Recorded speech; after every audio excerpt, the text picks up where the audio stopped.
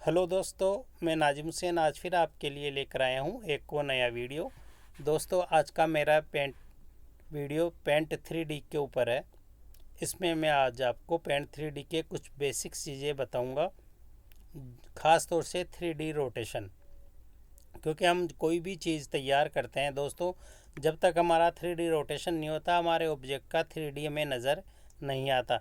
जैसे कि ये एक ऑब्जेक्ट है, मैंने ये ऑब्जेक्ट बनाया है। ये ऑब्जेक्ट है हमारा क्यूब।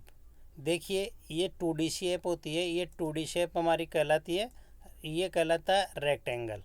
ये रेक्टेंगल है हमारा, और ये हमारा है क्यूब। ये होता है हमारा क्यूब।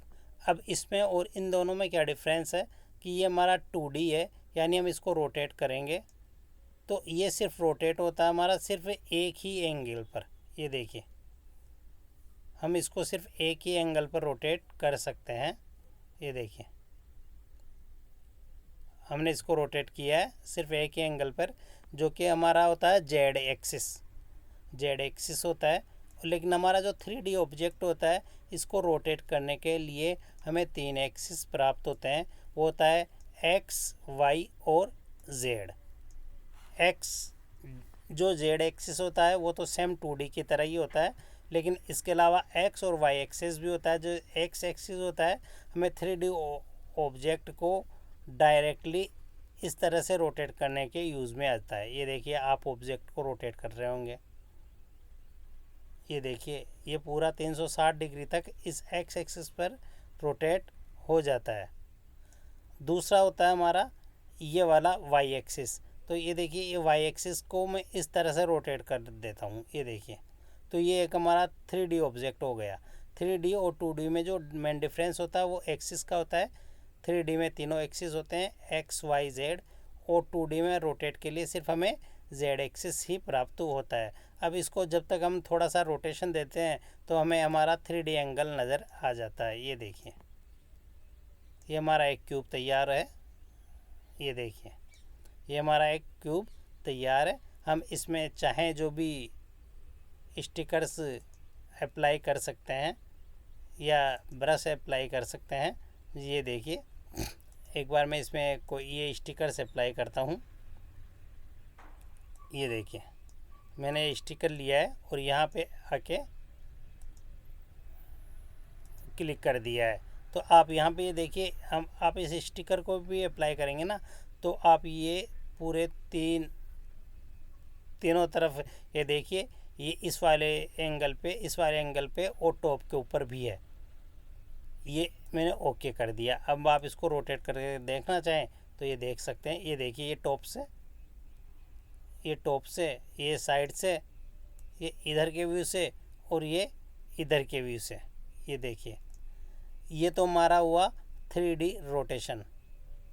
अब इसमें एक और चीज़ आती है, जब हम कई बार हमारे ऑब्जेक्ट को बनाते हैं और इसको 3D व्यू में देखना चाहें, टॉगल, ये देखिए 3D व्यू पे जब आप क्लिक करते हैं और आप इससे जो आपका जो बैकग्राउंड होता है उससे यदि आप अंदर बाहर ले जाते हैं, देखिए मैंने इसको पकड़ के, ये देखिए हमारा ऑब्जेक्ट पीछे चला गया।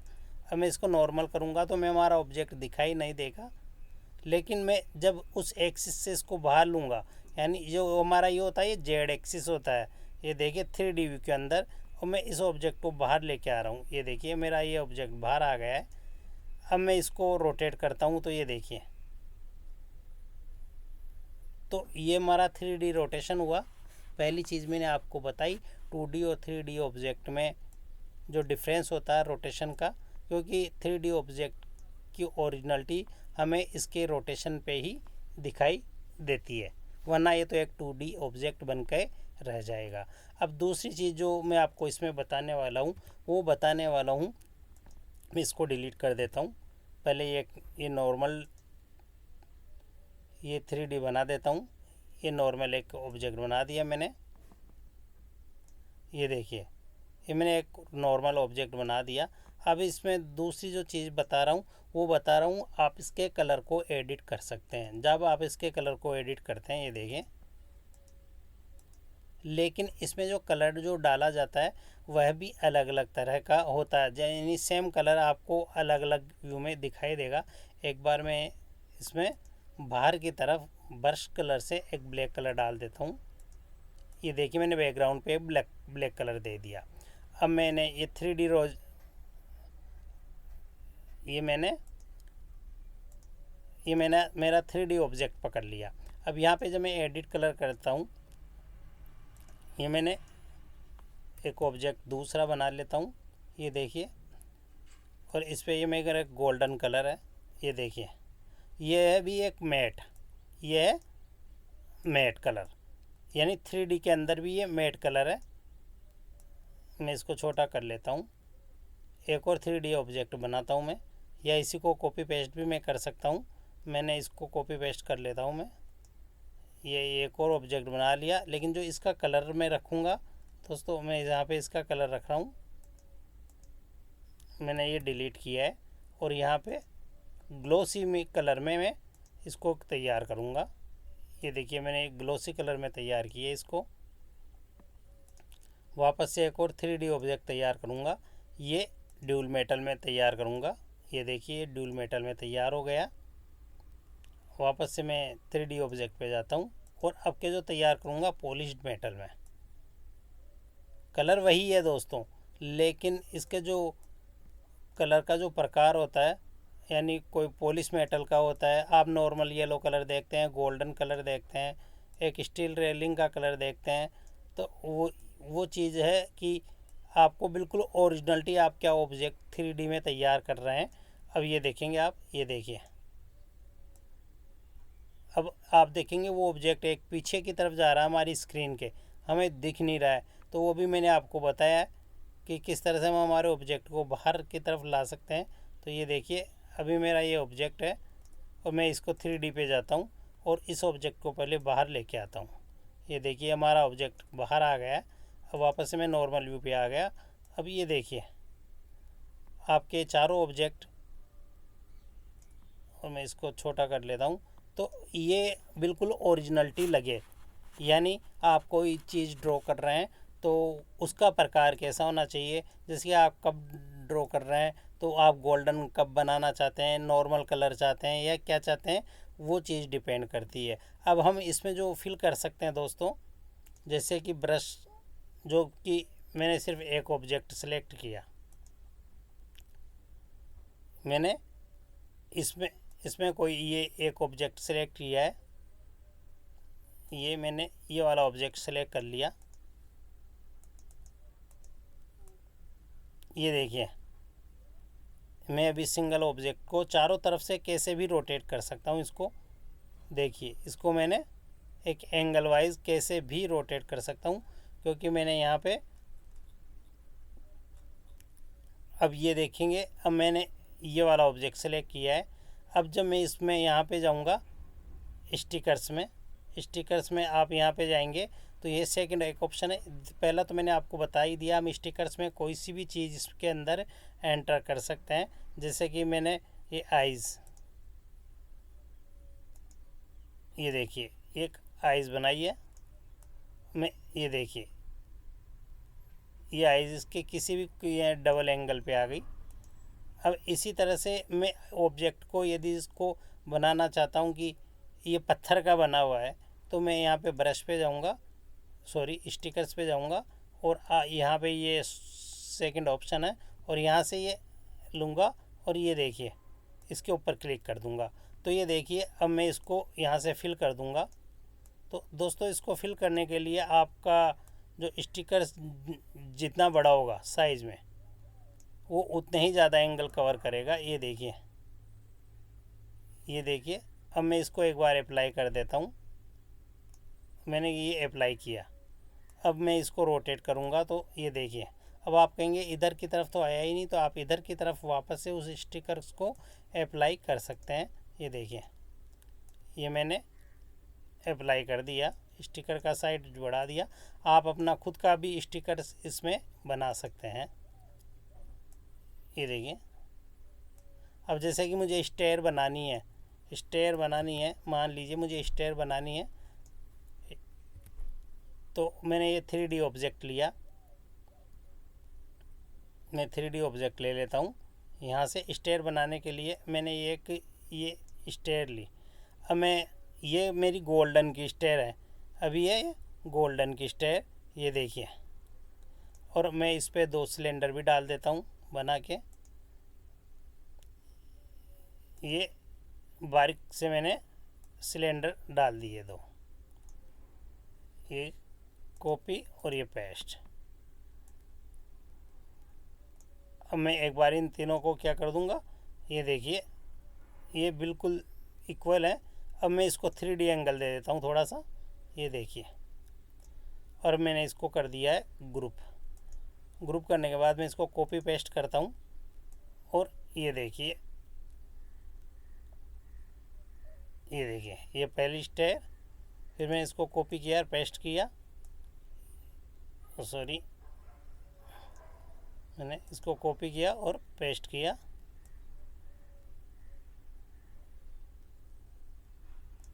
अब मैं इन तीनों को ग्रुप कर देता हूँ, मैंने किया ग्रुप, और इनको मैं बीच में लेके आता हूँ। और ये देखिए 3D एंगल में, ये देखिए आपको पूरी स्टेयर बहुत ही अच्छे से नज़र आ रही होंगी। अब मैं इसमें स्टिकर्स डालना चाहूँ तो मुझे शुरुआत में ही इसमें स्टिकर्स डालना चाहिए था, लेकिन मैं फिर भी ये भी डाल देता हूँ। ये मिट्टी की तरह के, ये देखिए, नहीं ये स्टिकर अच्छा नहीं लग रहा है, तो हम इसमें ये वाला स्टिकर यूज़ कर देंगे। ये देखिए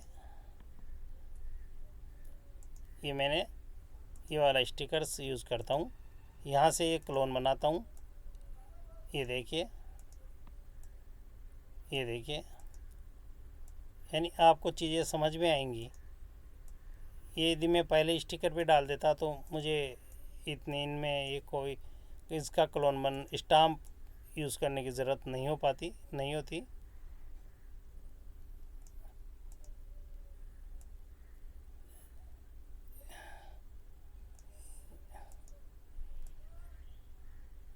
दोस्तों ये 3D पेंट का एक बेसिक है कि आप किस तरह से 3D पेंट में अपनी चीज़ों को यूज़ करना चाहिए। ये स्टैम्प्स है, यदि मैं पहले वाले में यदि एक स्टिकर डाल देता उसको कॉपी पेस्ट करता तो मुझे इतना ये करने की ज़रूरत नहीं थी।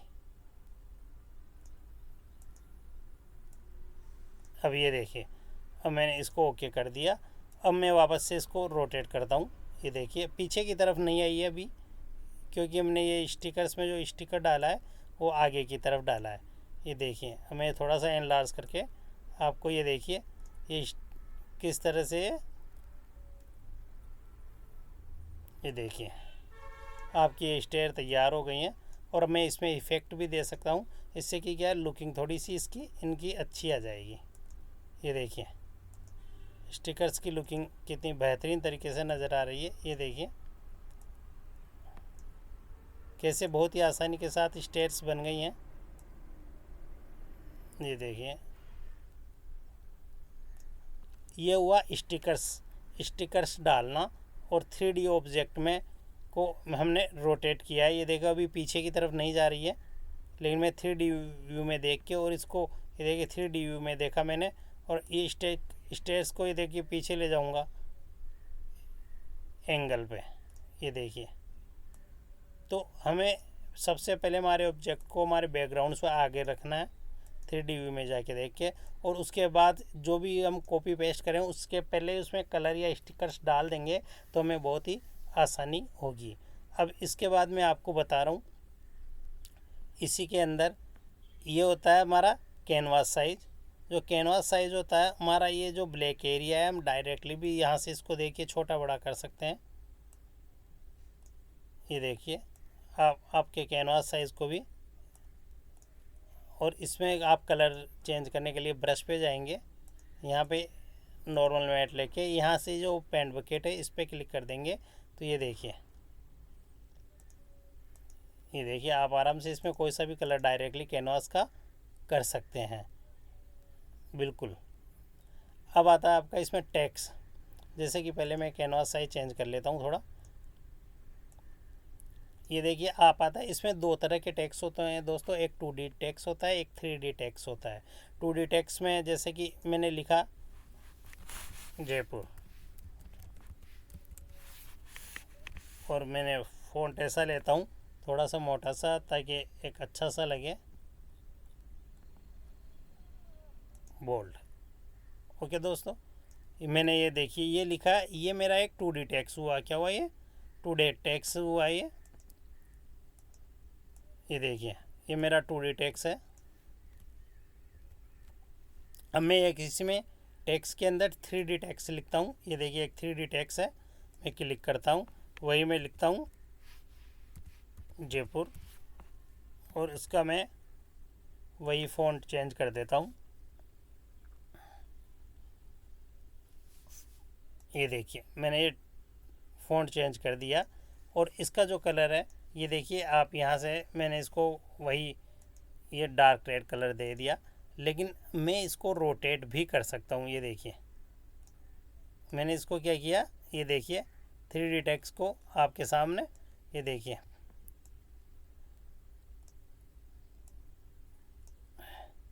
किसी भी तरह से मैं इसको रोटेट कर सकता हूँ अपने अकॉर्डिंग। एक बार मैं इसका जो कलर है वह कलर मैं गोल्डन कर देता हूँ यहाँ से, पॉलिश मेटल वाला,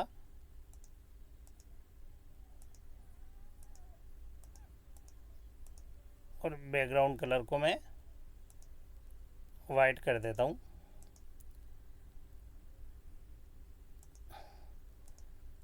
अब ये देखिए हम इसमें इफ़ेक्ट देना चाहें तो ये देखिए अलग अलग तरह के इफ़ेक्ट, ये देखिए प्योर गोल्डन नज़र आएगा। जो भी इफ़ेक्ट आपको बेटर लगे कि हाँ नहीं मेरे लिए ये इफ़ेक्ट बेटर है, हमें वही देना चाहिए। ये देखिए जो प्योर गोल्डन कलर का ये जयपुर। तो हमारी इसमें हो गया 2D टेक्स्ट हो गया, 3D टेक्स्ट हो गया, और ये कलर फिल हो गए, इफ़ेक्ट हो गया, स्टिकर्स हो गया। हाँ मैं आपको इसमें एक बार ये स्टिकर्स भी डाल के बता देता हूँ। ये देखिए मैं इसमें ये वाला कंक्रीट वाला स्टिकर्स डाल देता हूँ। ये देखिए मैंने इसको फैला दिया है, और इसको एक बार रोटेट करता हूँ, और यहाँ पे भी उस स्टिकर को अप्लाई कर देता हूँ। ये देखिए एक बार ये इधर भी। अब मैं इसको ओके करके और अब रोटेट करता हूँ। ये देखिए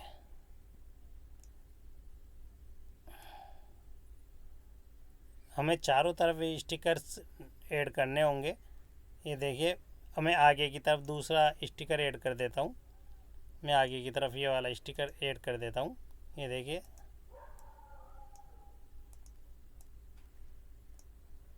ये देखिए ये देखिए बस आपको मेन चीज़ है रोटेशन करना आना चाहिए, जिससे कि आपकी इसमें खूबसूरती बनी रहे। आपको इसको रोटेट करना आना चाहिए। अब ये देखिए आधा पीछे क्यों चला गया, हम 3D व्यू पे जाएंगे और हमारे इस जो एंगल है इसको बाहर निकालेंगे। ये देखिए हमें कैनवास साइज से बाहर नहीं जाना।